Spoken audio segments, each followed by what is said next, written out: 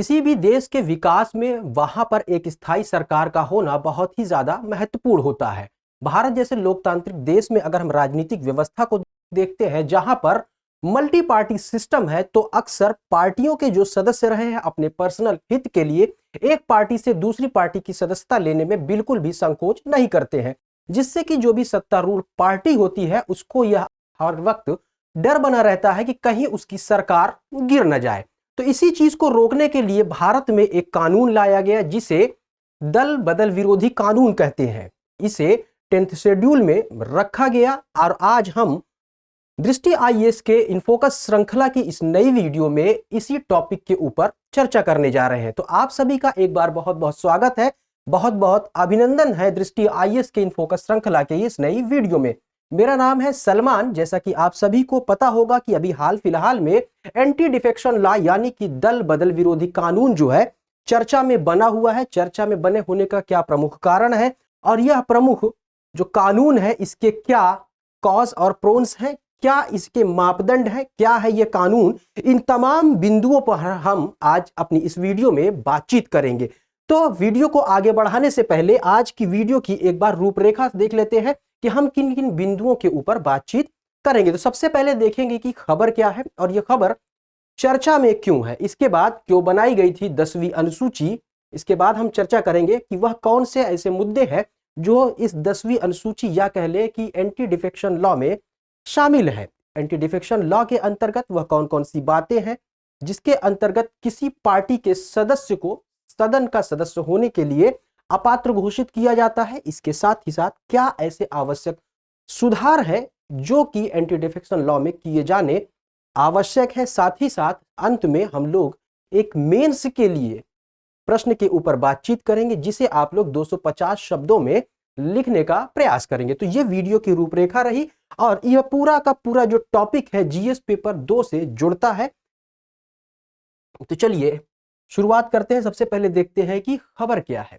खबर जो है द हिंदू न्यूज़पेपर के एक्सप्लेन सेक्शन से है जिसका टाइटल है अंडरस्टैंडिंग द 10th शेड्यूल।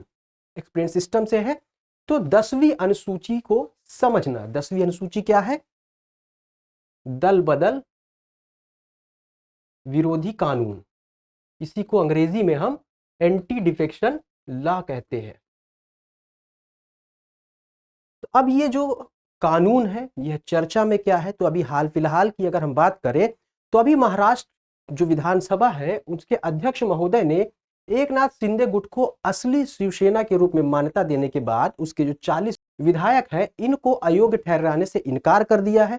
इसके अलावा उन्होंने इस समूह द्वारा व्हिप की जो नियुक्ति की गई थी उसको भी विधि संगत माना है। साथ ही साथ उन्होंने उद्धव बाला साहब ठाकरे यानी यूबीटी समूह के 14 विधायकों को 10वीं अनुसूची के तहत तकनीकी कारणों से अयोग्य घोषित नहीं किया था।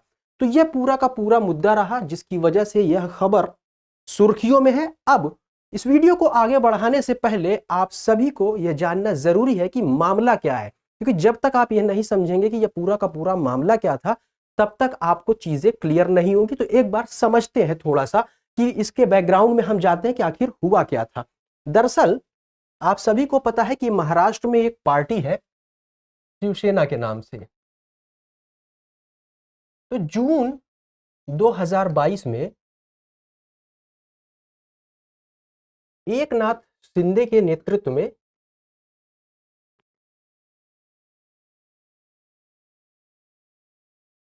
ये जो शिवसेना थी इसमें 55 विधायक थे और इन 55 विधायकों में से एकनाथ शिंदे के एक नेतृत्व वाले एक गुट ने 37 विधायकों के साथ लेकर के एक नया गुट बना लिया। अब एक गुट जो दूसरा बना इसे हम यूबीटी कहते हैं संक्षिप्त में, जिसको कि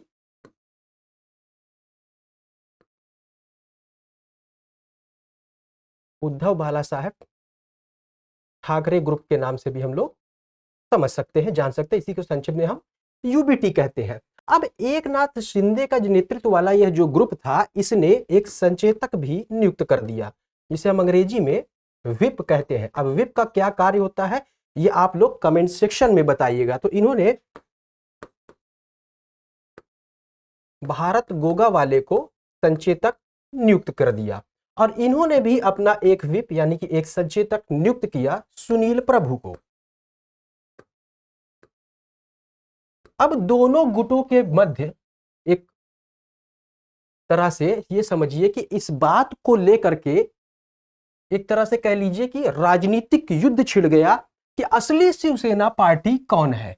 अब किसी भी राजनीतिक दल को मान्यता देने का जो कार्य किया जाता है वह किया जाता है चुनाव आयोग के द्वारा। तो चुनाव आयोग की अगर हम बात करें तो चुनाव आयोग ने क्या कहा कि जो एकनाथ शिंदे नेतृत्व वाला ग्रुप है उसको इसने क्या है राजनीतिक दल होने की मान्यता दे दी। यानी कि यह कह दिया चुनाव आयोग ने कि असली शिवसेना की जो पार्टी है वह एकनाथ शिंदे के नेतृत्व वाले ग्रुप ही असली शिवसेना के पार्टी है। और इसके पीछे तर्क यह दिया कि जो भी यहां पर वर्ष 1999 के पार्टी का संविधान है उसके आधार पर, इसके अलावा जो भी विधायक गण की संख्या है उसके आधार पर, यानी कि चुनाव आयोग ने यह क्लियर कर दिया कि एकनाथ शिंदे के नेतृत्व वाला जो ग्रुप है वही असली शिवसेना पार्टी है, जबकि यूबीटी को इन्होंने नकार दिया। यह पूरी की पूरी बात थी। अब बात आती है कि विधानसभा अध्यक्ष की।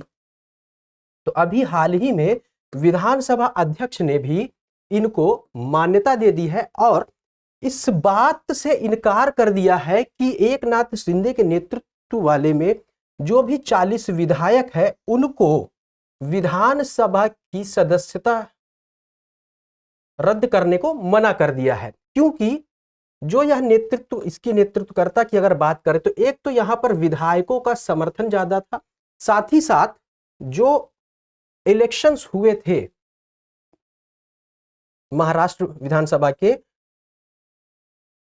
19 में, तो वहां पर जो भी विधायकों ने समर्थन दिया था उनके वोटों के आधार पर भी यह बात क्लियर कर दी गई कि एकनाथ शिंदे के नेतृत्व वाला जो ग्रुप है वही असली शिवसेना की पार्टी है। साथ ही साथ यह भी इन्होंने कहा कि जो यूबीटी के 14 विधायक थे इनको भी अयोग्य ठहराने से विधानसभा के अध्यक्ष महोदय ने मना कर दिया, क्योंकि एकनाथ शिंदे के नेतृत्व वाला जो ग्रुप था उसके जो व्हिप थे, संचेतक थे, भारत गोगेवाला का कोई भी निर्देश व्यवहारिक रूप से या कह ले फिजिकली रूप से इस पार्टी या इस ग्रुप के विधायकों के ऊपर लागू नहीं किया जा सकता है या इस पर थोपा नहीं जा सकता है, क्योंकि अलग अलग राजनीतिक दलों के द्वारा अलग अलग व्हिप या संचेतक जो है नियुक्त किए जाते हैं और सचेतक जो है जो भी दिशा निर्देश देता है उसी के अनुसार उस गुट के, उस पार्टी के जो भी सदस्य होते हैं कार्य करते हैं। तो अब इस ग्रुप के सचेतक द्वारा जो भी दिशा निर्देश दिए जाए, जो भी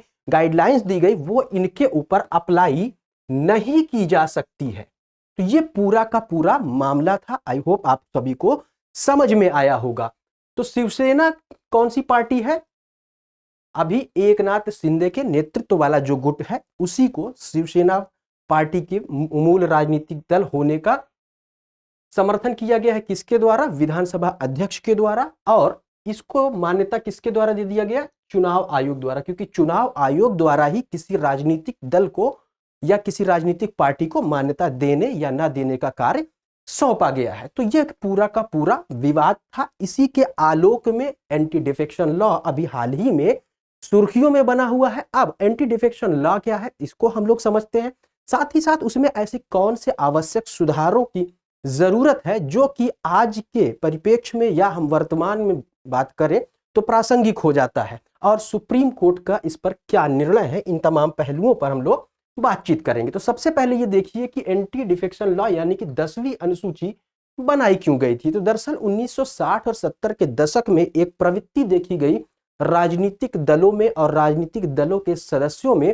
कि एक पार्टी छोड़ करके दूसरी पार्टी में अपने हितों को साधने के लिए वो लोग जाने लगे, जिससे कि जो भी बहुत सारी पार्टियां थी या ये कह लें कि जो राज्य सरकारें थी उनको इस्तीफा देना पड़ा या वो सरकारें कमजोर हो गई या गिर गई। तो इसी को ध्यान में रखते हुए राज्य सरकारों और सरकार को स्थायित्व प्रदान करने के लिए वर्ष 1985 में 52वें संविधान संशोधन अधिनियम के द्वारा 10वीं अनुसूची के माध्यम से दल बदल विरोधी कानून पेश किया गया और इस कानून के अंतर्गत यह प्रावधान किया गया कि संसद या किसी राज्य के विधानमंडल के किसी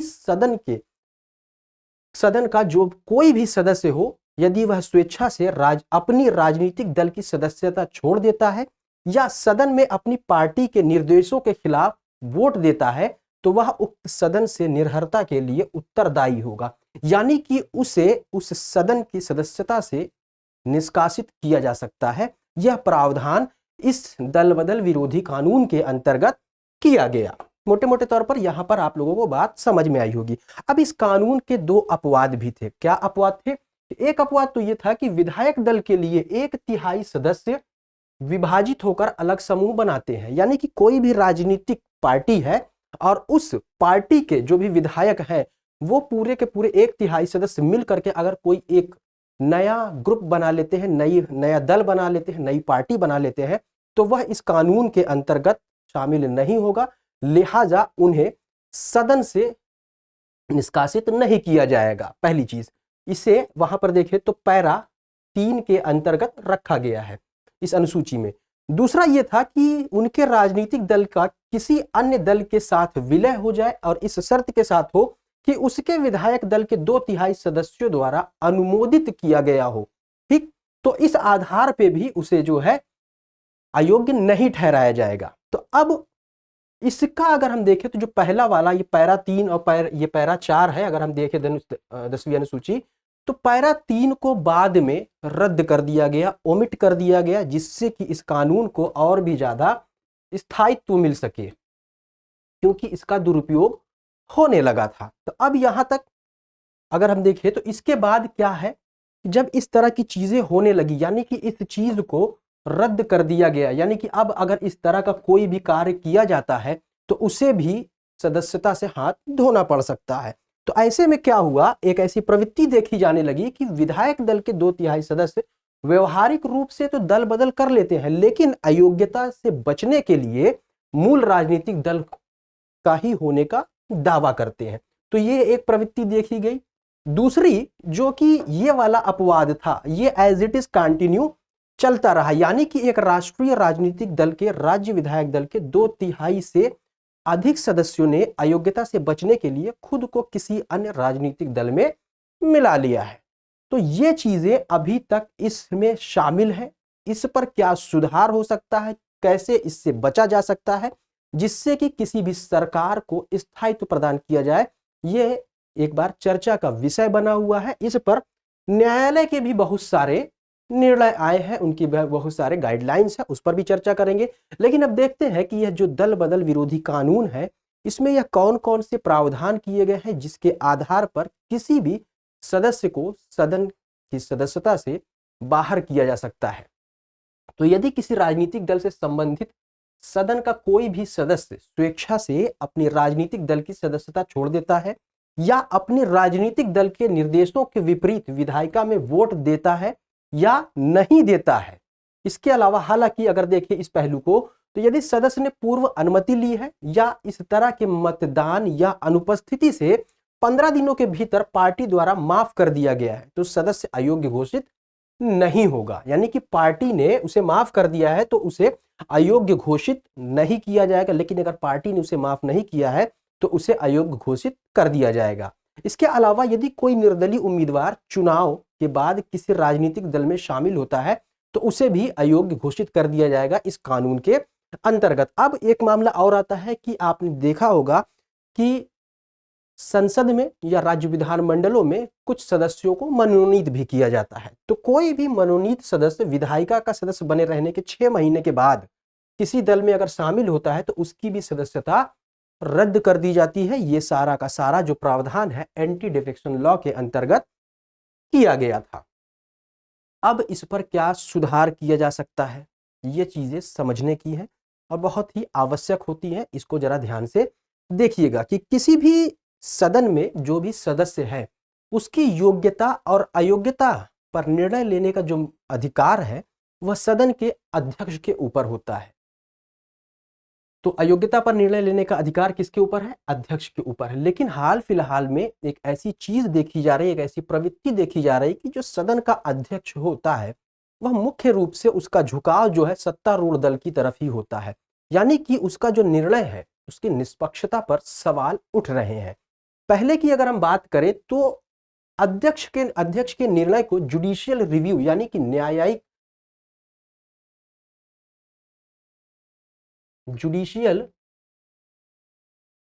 रिव्यू के दायरे से बाहर रखा गया था, यानी कि अध्यक्ष का जो निर्णय होता था वही अंतिम और मान्य होता था। लेकिन 1992 के बाद सुप्रीम कोर्ट ने इसको रद्द कर दिया। लेकिन यहाँ पर एक ऐसी चीज है कि जब तक जो पीठासीन अधिकारी होता है वह आदेश न दे इस जुडिशियल रिव्यू के लिए तो यह लागू नहीं होता है। यदि जो अध्यक्ष है या पीठासीन अधिकारी है किसी सदन का, वह यह निर्देश दे दे या आदेश दे दे कि उसके द्वारा जो भी निर्णय लिया गया है अयोग्यता संबंधी, उसका जुडिशियल रिव्यू किया जा सकता है, तो जुडिशियल रिव्यू इसका हो जाएगा। लेकिन 1992 से पहले ऐसी कोई भी व्यवस्था नहीं थी। अध्यक्ष या पीठासीन अधिकारी द्वारा लिया गया निर्णय ही अंतिम और मान्य होता था।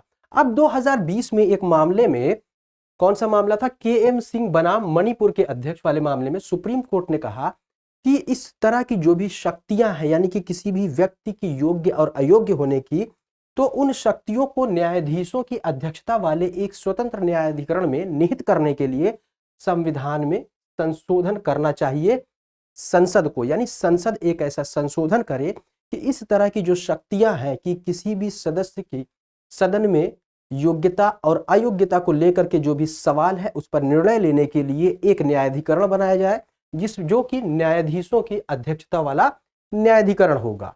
अब वहीं चुनाव आयोग की बात करें तो सादिक अली बनाम भारत निर्वाचन आयोग 1971 के मामले में सुप्रीम कोर्ट ने 3 परीक्षण का फार्मूला निर्धारित किया कि कैसे चुनाव आयोग इन 3 परीक्षण फार्मूला के आधार पर किसी राजनीतिक दल को इस बात की मान्यता देगा कि वह मूल राजनीतिक दल है या उससे अलग है।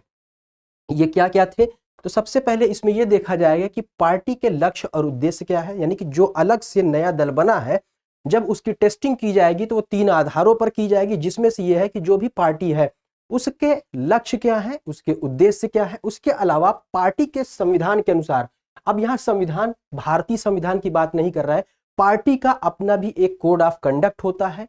तो जो पार्टी का कोड ऑफ कंडक्ट है, पार्टी का जो संविधान है, रूल्स रेगुलेशन है, गाइडलाइंस है, उसके अनुसार इसके मामले, जो भी इस पार्टी के मामले हैं, आंतरिक पार्टी लोकतंत्र को दर्शाते हैं कि नहीं, यानी कि विद इन द पार्टी के अंदर डेमोक्रेटिक प्रिंसिपल्स लागू है या नहीं है, ये चीज। उसके अलावा विधायी और संगठन विंग में बहुमत किस दल का है। 2 धड़ा, जैसे अभी शिवसेना की बात है, 2 धड़े में शिवसेना जो है बट गई, एक एकनाथ शिंदे वाले मामले में और एक यूबीटी ग्रुप में। तो यहां पर अगर देखें चुनाव आयोग ने जब निर्णय लिया तो इन तीनों चीजों को टेस्ट जरूर किया होगा, क्योंकि यह जो टेस्ट, यह फार्मूला जो दिया गया था सुप्रीम कोर्ट के द्वारा दिया गया था, किस मामले में दिया गया था, वर्ष 1971 में सादिक अली बनाम भारत निर्वाचन आयोग के मामले में दिया गया था। तो इन तमाम चीजों को देखने के बाद चुनाव आयोग ने फरवरी 2023 में एकनाथ शिंदे गुट को असली शिवसेना के रूप में मान्यता दे दी थी।